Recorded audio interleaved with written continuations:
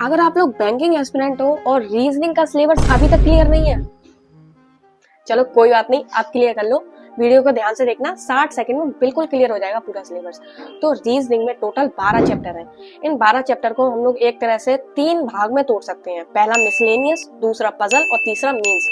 Miscellaneous में total 6 chapter हैं। Alphanumeric series, coding, decoding, inequality, syllogism, blood relation और direction distance. ये 6 के 6 चैप्टर प्रीलिम्स और मेंस दोनों के लिए इंपॉर्टेंट है।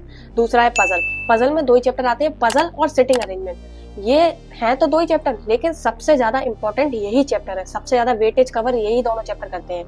अगर आपका पेपर 30 नंबर का है तो 20 नंबर के क्वेश्चन आपके पजल और सिटिंग अरेंजमेंट से ही आने वाले हैं। तो ये दोनों चैप्टर बहुत ज्यादा इंपॉर्टेंट होते हैं प्रीलिम्स और मींस दोनों के लिए।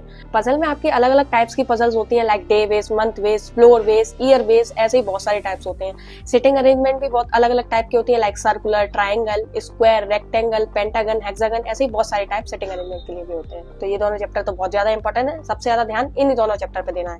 मेंस में आते हैं 4 chapter, machine input, data sufficiency, logical and critical reasoning और ऑर्डर एंड रैंकिंग। ये चारों चैप्टर सिर्फ और सिर्फ मेंस में ही आते हैं और मेंस के लिए इंपॉर्टेंट है। तो यस, हो गया सिलेबस कंप्लीट। यही था हमारा रीजनिंग का सिलेबस, इजी पीजी। और अगर किसी और सब्जेक्ट का सिलेबस जानना हो तो आप कमेंट में बता सकते हो, उसका भी सिलेबस एकदम डिटेल में आपको मिल जाएगा।